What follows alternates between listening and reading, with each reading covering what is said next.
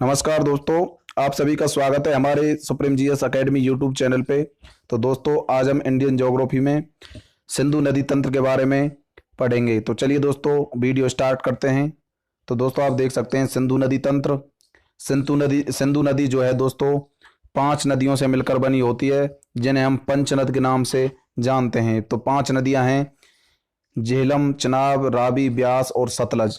झेलम, चिनाब, रावी, ब्यास और सतलज नदियां। अब इनके दोस्तों आपसे कई बार एग्जाम में इनके प्राचीन नाम भी पूछ लिए जाते हैं, जैसे कि झेलम नदी का प्राचीन नाम है बेतस्ता नदी। चिनाब नदी का है दोस्तों अस्कनी नदी। और रावी नदी का पुरुषनी नदी। व्यास नदी को पहले विपाशा कहा जाता था और सतलज नदी को सतुड़ी के नाम से जानते थे। झेलम को दोस्तों बेतस्ता कहा जाता था, बेतस्ता नदी। चिनाब को अस्कनी नदी, रावी को पुरुषनी नदी, व्यास को विपाशा नदी और सतलज को सतुड़ी नदी के नाम से जाना जाता था। तो दोस्तों, अब बात करते हैं हम उद्गम के बारे में। सिंधु नदी का उद्गम कहाँ से होता है? तो दोस्तों, आप देख सकते हैं सिंधु नदी का उद्गम जो है, आप यहाँ से देख सकते हैं मानसरोवर, कैलाश पर्वत पर जो है मानसरोवर झील स्थित है। इस मानसरोवर से जो दोस्तों आप देख सकते हैं, यहाँ पे मानसरोवर है। इस मानसरोवर से इसका उद्गम होता है। और आप यहाँ देख सकते हैं दोस्तों, इसके पास में जास्कर श्रृंखला है, जहाँ पर रोहतांग दर्रा और बारालाचला दर्रा हैं। ऊपर लद्दाख श्रृंखला है। तो जास्कर और लद्दाख के मध्य से होकर के ये सिंधु नदी प्रवाहित होती है। तो दोस्तों, लद्दाख और जास्कर जो पर्वत श्रेणियां हैं, इन पर्वत श्रेणियों के मध्य से होकर के सिंधु नदी जो है प्रवाहित होती है। और सिंधु नदी में इसकी सहायक नदियां झेलम, चिनाब, रावी, व्यास और सतलज नदियां आकर के मिलती हैं। सबसे पहले इसमें दोस्तों आप देख सकते हैं चिनाब नदी आती है। चिनाब नदी आकर के ऐसे मिलती है। इसकी सहायक नदी है झेलम नदी, जो कि शेषनाग झील से निकलती है। तो और दूसरी जो झील है दोस्तों, वो है रावी नदी, जो कि चिनाब में आकर के मिल जाती है। यहाँ पर सतलज नदी है। इस सतलज नदी में दोस्तों व्यास नदी आकर के मिल जाती है, जो कि व्यास कुंड से निकलती है। तो व्यास कुंड से व्यास नदी का उद्गम होता है और इस प्रकार इस सतलज नदी में आकर के मिल जाती है। तो सतलज नदी पर यहाँ पे हरि के बैराज बांध बना हुआ है दोस्तों। हरि के बैराज बांध, यहाँ से इंदिरा गांधी नहर निकाली गई है। और ये सभी नदियाँ दोस्तों, सिंधु नदी और इसकी सभी सहायक नदियाँ जो हैं, ये आकर के पठानकोट पाकिस्तान में आकर के मिल जाती हैं। तो आप यहाँ पर देख सकते हैं। और अरब सागर में जाकर के कराची के पास ये मिल जाती है दोस्तों। तो ये हो गई सिंधु नदी। तो सिंधु नदी कैलाश पर्वत पर स्थित मानसरोवर झील से इसका उद्गम होता है। लद्दाख और जास्कर पर्वत श्रृंखलाओं के मध्य से निकलती है। झेलम, चिनाब, रावी, व्यास, सतलज इसमें सहायक नदियां हैं। और अरब सागर में ये दोस्तों इसका अंतिम विलय होता है। चलिए दोस्तों, अब हम बात करते हैं सिंधु नदी की लंबाई के बारे में। तो सिंधु नदी की जो लंबाई है 2880 किलोमीटर है और भारत में जो है दोस्तों 1114 किलोमीटर है। तो दोस्तों आप देख सकते हैं सिंधु नदी 2800 किलोमीटर इसकी लंबाई है और भारत में 1114 किलोमीटर है। अब इसमें दाएं तट पर और कुछ नदियां जो हैं बाएं तट पर आकर के मिल जाती हैं। चलिए उनकी बात करते हैं। तो सिंधु नदी में दाएं तट पर जो नदियां मिलती हैं वो हैं दोस्तों श्योक, गिलगित, सिंगार, हुंजा और काबुल। श्योक, गिलगित, सिंगार, हुंजा और काबुल। तो दोस्तों आप देख सकते हैं मानसरोवर ये झील है, जो कि तिब्बत में पड़ती है। यहाँ से जास्कर पर्वत श्रृंखला आप देख सकते हैं। ये जास्कर दर्रा है। इस जास्कर दर्रे के जो ये जास्कर जो दर्रा है, आप देख सकते हैं शेरमुख के पास स्थित है। यहाँ पे दम चौक है दोस्तों, ये है दम चौक। आप देख सकते हैं ये दम चौक हो गया। यहाँ पे इस सिंधु नदी के किनारे पर लेह स्थित है। और ये दोस्तों यहाँ पे वंजी गॉर्ज बना हुआ है, जो कि एक प्रकार का, गॉर्ज का मतलब होता है दोस्तों गड्ढा, एक गहरा गड्ढा जो बन जाता है उसे गॉर्ज बोलते हैं। तो यहाँ पे एक वंजी गॉर्ज बन गया है दोस्तों, आप देख सकते हैं। आकर के चल्लास चल्लास से आकर के यहाँ से दोस्तों ये नदी यहाँ देख सकते हैं, यहाँ चल्लास से आकर के भारत से बाहर निकल जाती है, चल्लास के पास से। चलिए दोस्तों, अब इसके कुछ फैक्ट्सों के बारे में बात करते हैं। तो पहला फैक्ट है दोस्तों, सिंधु नदी तिब्बत में कैलाश पर्वत पर स्थित मानसरोवर झील से निकलती है। तो तिब्बत में जो कैलाश पर्वत है उस पर स्थित मानसरोवर झील से सिंधु नदी का उद्गम होता है। उत्तर पश्चिम की ओर बहती हुई सिंधु नदी दमचौक में जास्कर दर्रे से भारत में प्रवेश कर जाती है। तो दमचौक में दोस्तों जास्कर दर्रे से भारत में यह प्रवेश कर जाती है। चलिए अब बात करते हैं नेक्स्ट पॉइंट की। सिंधु नदी लद्दाख तथा जास्कर पर्वत श्रृंखलाओं के समानांतर बहती है। तो सिंधु नदी लद्दाख और जास्कर पर्वत जो श्रृंखलाएं उनके समानांतर बहती है, अर्थात इनके बीच में से प्रवाहित होती है। इधर आप देख सकते हैं यहाँ पे जास्कर है, मान लीजिए यहाँ पे जो पर्वत श्रृंखला लद्दाख है, यहाँ पे जास्कर है, तो इनके मध्य से होकर के ये नदी प्रवाहित होती है, अर्थात इनके समानांतर कह सकते हैं हम दोस्तों। लेह जो है सिंधु नदी के किनारे पर स्थित है, हमने इसमें वीडियो में देख लिया दोस्तों। तो लेह सिंधु नदी के किनारे पर स्थित है। सिंधु नदी बुंजी में गहरे गोर्ज या माखड्ड का निर्माण करती है। तो दोस्तों सिंधु नदी जो है बुंजी में एक गहरा गोर्ज बनाती है, जिसे हम महाखड्ड बोलते हैं, तो जिसे हम बुंजी गोर्ज के नाम से भी जानते हैं। चलिए नेक्स्ट पॉइंट की बात करते हैं। सिंधु नदी विश्व का सबसे गहरा गोर्ज बनाती है। सिंधु नदी विश्व का सबसे गहरा गोर्ज बनाती है। अमेरिका की कोलोराडो नदी विश्व का सबसे बड़ा गोर्ज का निर्माण करती है, इसे ग्रांड कैन्यन कहा जाता है। सिंधु नदी विश्व का सबसे गहरा गोर्ज बनाती है दोस्तों, आप देख सकते हैं। और अमेरिका की कोलोराडो नदी जो है विश्व की सबसे बड़ी गोर्ज का निर्माण करती है, जिसे हम ग्रांड कैन्यन के नाम से जानते हैं। चलिए नेक्स्ट पॉइंट की बात करते हैं। पंचनद का संयुक्त जल। पंचनद का संयुक्त जल सिंधु नदी में पाकिस्तान के मिठानकोट में मिलता है। तो पंचनद जो पांचों नदियां हैं, इनका जो संयुक्त जल है सिंधु नदी में आकर के पाकिस्तान के मिठानकोट में आकर के यहाँ पे मिल जाता है। अंततः सिंधु नदी कराची के समीप अरब सागर में डेल्टा बनाती है। तो कराची के पास आकर के अरब सागर में मिल जाती है और डेल्टा का निर्माण करती है। सिंधु नदी में दाएं तट पर छोटी छोटी पर्वतीय नदियां आकर के मिल जाती हैं। तो छोटी छोटी कुछ नदियां हैं जो कि दाएं तट पर आकर के सिंधु नदी में मिल जाती हैं, जैसे कि श्योक, गिलगित, सिंगार, हुंजा, काबुल। तो ये छोटी छोटी नदियां दाएं तट पर आकर के सिंधु नदी में मिल जाती हैं। सिंधु नदी में बाएं तट पर सिंधु की सबसे बड़ी सहायक नदी चिनाब नदी आकर के इसमें मिल जाती है। तो सिंधु की सबसे बड़ी जो सहायक नदी है वो है दोस्तों चिनाब नदी, जो कि सिंधु में बाएं तट पर आकर के मिल जाती है, जो कि इसकी सबसे बड़ी सहायक नदी है दोस्तों। चिनाब नदी सिंधु नदी की सबसे बड़ी सहायक नदी है और बाएं तट पर आकर के ये सिंधु नदी में मिल जाती है। चलिए दोस्तों नेक्स्ट बात करते हैं हम झेलम नदी के बारे में। तो झेलम नदी जो है 720 किलोमीटर इसकी लंबाई है दोस्तों। झेलम नदी जम्मू कश्मीर में शेषनाग झील से निकलती है। तो जम्मू कश्मीर में शेषनाग झील से इसका उद्गम होता है और झेलम नदी कश्मीर घाटी से होकर के प्रवाहित होती है। तो कश्मीर घाटी से इसका प्रवाह होता है। झेलम नदी जो है भूलर झील का निर्माण करती है। भूलर झील एक गोखुर झील है, जिसे ऑक्सबो लेक के नाम से भी जाना जाता है।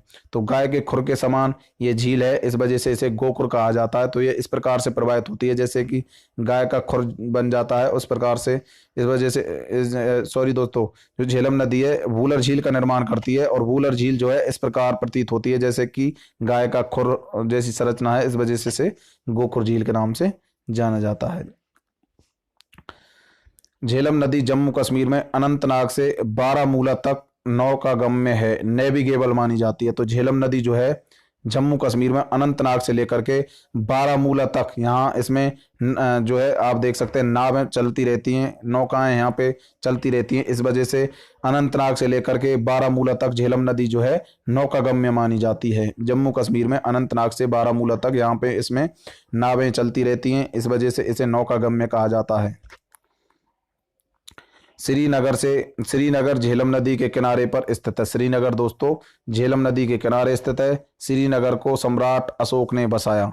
तो श्रीनगर जो है झेलम नदी के किनारे है और श्रीनगर को किसने बसाया था? सम्राट अशोक ने श्रीनगर को बसाया था। पीओके की राजधानी मुजफ्फराबाद भी झेलम नदी के किनारे स्थित है। तो पीओके की जो राजधानी है पाक ऑक्यूपाइड कश्मीर, उसकी राजधानी मुजफ्फराबाद जो है झेलम नदी के किनारे पर है। झेलम नदी के किनारे पर ही मुजफ्फराबाद स्थित है। झेलम नदी भारत पाकिस्तान की सीमा बनाती है। तो 190 किलोमीटर तक भारत और पाकिस्तान की सीमा झेलम नदी बनाती है। चलिए अब बात करते हैं हम चिनाब नदी के बारे में। तो दोस्तों चिनाब नदी की जो लंबाई है 1180 किलोमीटर है।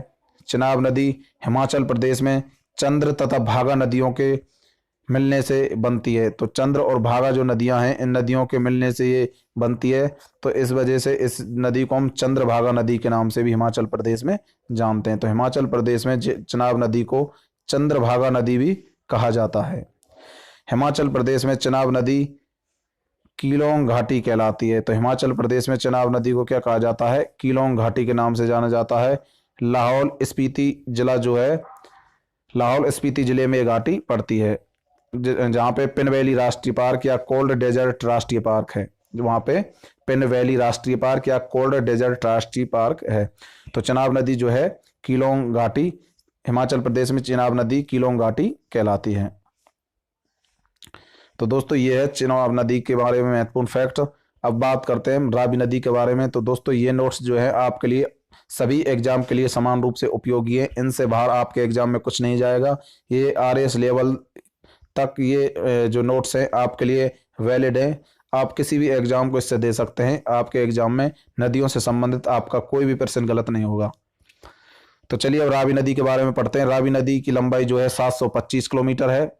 रावी नदी हिमाचल प्रदेश में रोहतांग दर्रे से निकलती है।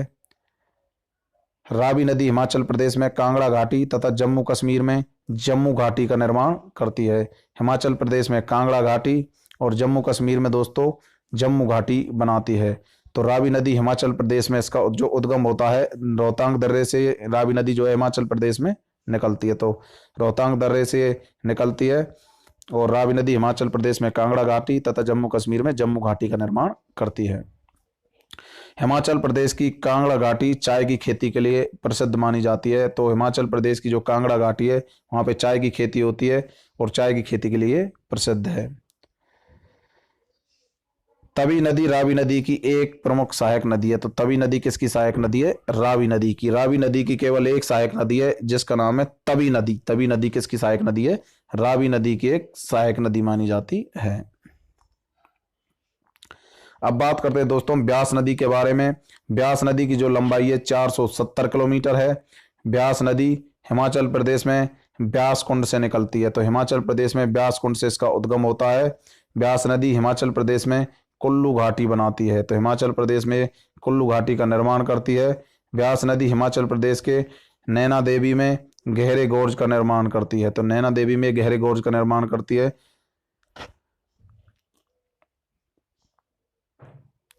पंजाब में यह नदी सतलज नदी में जाकर के मिल जाती है। तो ब्यास नदी पंजाब में सतलज नदी में जाकर के मिल जाती है। तो पंजाब जो है फिरोजपुर जिले में, जो पंजाब का फिरोजपुर जिला है, उस फिरोजपुर जिले में यह नदी सतलज नदी में जाकर के मिल जाती है।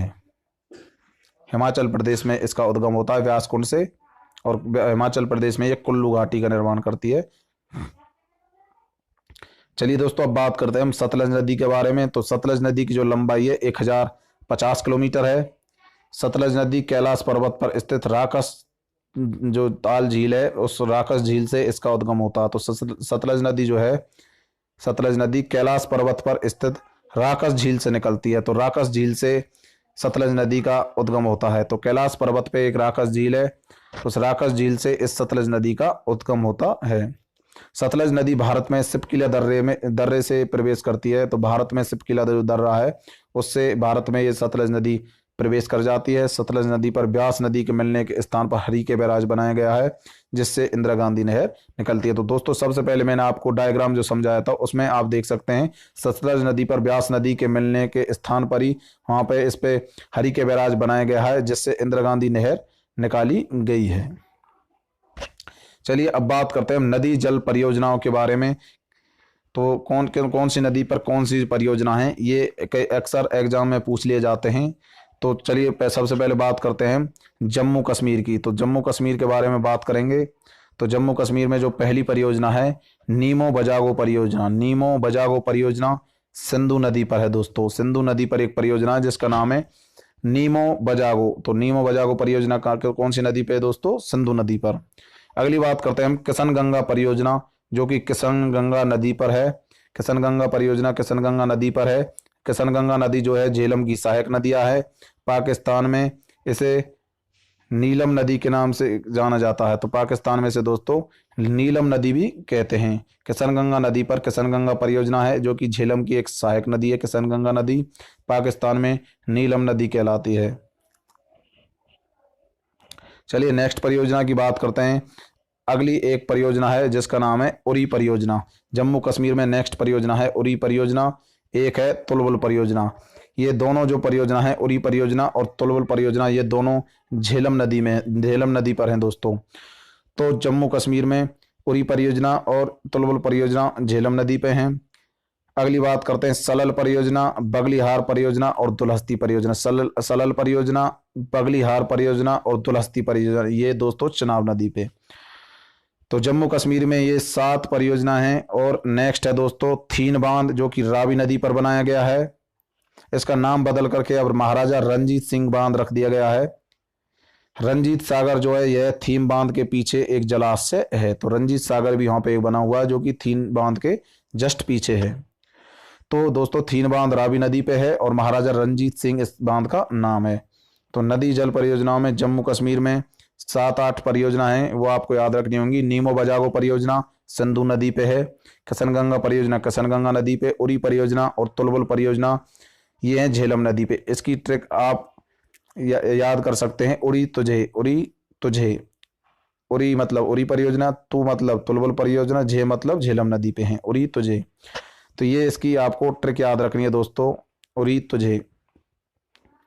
सलल परियोजना, बगलियार परियोजना और दुलहस्ती परियोजना, ये तीनों चनाब नदी पे हैं। तीन बांध जो है रावी नदी पे है। अब दोस्तों बात करते हैं हिमाचल प्रदेश की। तो हिमाचल प्रदेश की जो परियोजना है, ये सभी परियोजनाएं हिमाचल प्रदेश की है। 4 परियोजनाएं दोस्तों आप देख सकते हैं, चारों परियोजना हिमाचल प्रदेश की हैं। चामेरा परियोजना, चामेरा परियोजना जो है रावी नदी पे है। रावी नदी पे चामेरा परियोजना। नाथपा झाकड़ी परियोजना जो है सतलज नदी पे है। नाथपा झाकड़ी परियोजना सतलज नदी पे। पौंग बांध जो है ब्यास नदी पे है। पौंग बांध को महाराणा प्रताप सागर बांध के नाम से भी जाना जाता है। यह पौंग बांध के पीछे जलाशय है, जिसे हम महाराणा प्रताप सागर जलाशय के नाम से जानते हैं। तो पौंग बांध कौन सी नदी पे है दोस्तों? ब्यास नदी पे पौंग बांध है, जिसे महाराणा प्रताप सागर जो जलाशय है इसके जस्ट पीछे है। अगली बात करते हैं भाखड़ा बांध की दोस्तों। तो सतलज नदी पे बांध है भाखड़ा बांध। भाखड़ा नागल जो परियोजना है दोस्तों, भाखड़ा नागल जो बांध है, बांध के जो पीछे एक झील है उसे बोलते हैं हम गोविंद सागर झील। तो गोविंद सागर झील जो है भाखड़ा नागल बांध के जस्ट पीछे है, जिसे हम बोलते हैं दोस्तों गोविंद सागर झील। तो ये हिमाचल प्रदेश की कुछ परियोजनाएं हैं। चामेरा परियोजना रावी नदी पर, नाथपा झाकड़ी परियोजना सतलज नदी पर, पौंग बांध ब्यास नदी पर, भाखड़ा बांध सतलज नदी पर। तो दोस्तों ये 4 बांध आपको हिमाचल प्रदेश के चारों जो परियोजना हैं, ये चारों परियोजनाएं आपको याद रखनी होंगी। और आपको कौन सी नदी पर यह परियोजना है ये भी याद रखना होगा। चलिए अब बात करते हैं हम पंजाब की जो परियोजना है उनके बारे में। तो पंजाब में दोस्तों 2 परियोजना है, एक तो नागल बांध है और एक है हरी के बैराज। तो नागल बांध जो बनाया गया है सतलज नदी पर बनाया गया है, और हरी के बैराज जो है ब्यास और सतलज दोनों नदियों पे है दोस्तों। आप देख सकते हैं हरी के बैराज बांध, नागल बांध, ये 2 हैं पंजाब में। अब अगला आता है दोस्तों सिंधु नदी से संबंधित एक विवाद भी हुआ है, जिसे हम बोलते हैं सिंधु जल विवाद। सिंधु जल विवाद जो है इस नदी के जल को लेकर के हुआ है। तो भारत पाकिस्तान में ये विवाद हुआ है दोस्तों। भारत कहता है कि इसका जो जल है उसका 80% भाग मेरा है। मतलब दोनों देशों में जल के लिए विवाद हो जाता है। तो विश्व बैंक की मध्यस्थता से इसमें जो है समझौता होता है, वर्ल्ड बैंक की मध्यस्थता से इसमें दोस्तों समझौता होता है।